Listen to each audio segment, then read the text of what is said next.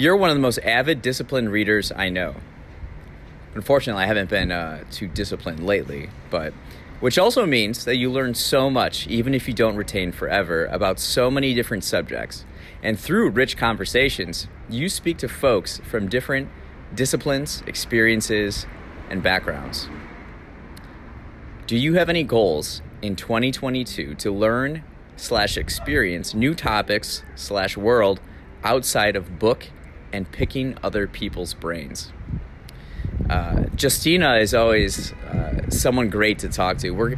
Our minds kind of work in the same way, and we're always like, we want to learn more about the world, and we pursue our curiosity, and it's so fascinating when we're together, because we have some tremendous conversations. She was on episodes 27 and 97 of Rich Conversations. Now, while I do a lot of reading and have a lot of conversations both on the podcast and off the podcast, I would say that there's so many different ways that I learn more about the world, and those are just like two parts of that, or two ways. I really learn a lot from observing the world and doing too as well. But it's like when I've trained my mind now through a number of different processes and philosophies, where if I step outside, I see like 1,000 things at once, and everything is telling me something, whether it's a crack in the sidewalk or graffiti on a street sign, or what people are wearing, what people are listening to, all these different things, the architecture, everything is communicating something to me, and I learn from that.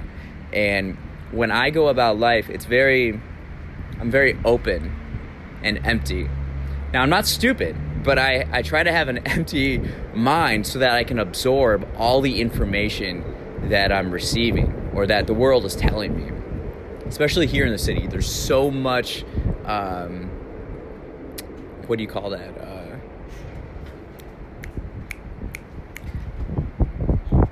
There's so much data to process. So observations is probably, observing is one of my favorite things. But back to your question, do you have any goals in 2022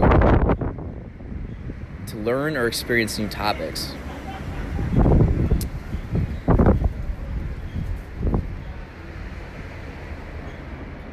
I don't know. There's nothing really. It's because I'm very like goal oriented, but I don't have a specific goal like that.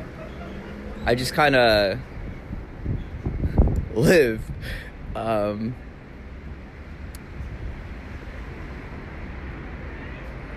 Traveling, learning a new language. I'm working on those things right now and getting those set up, so I know I'll learn a lot through that. So that's kind of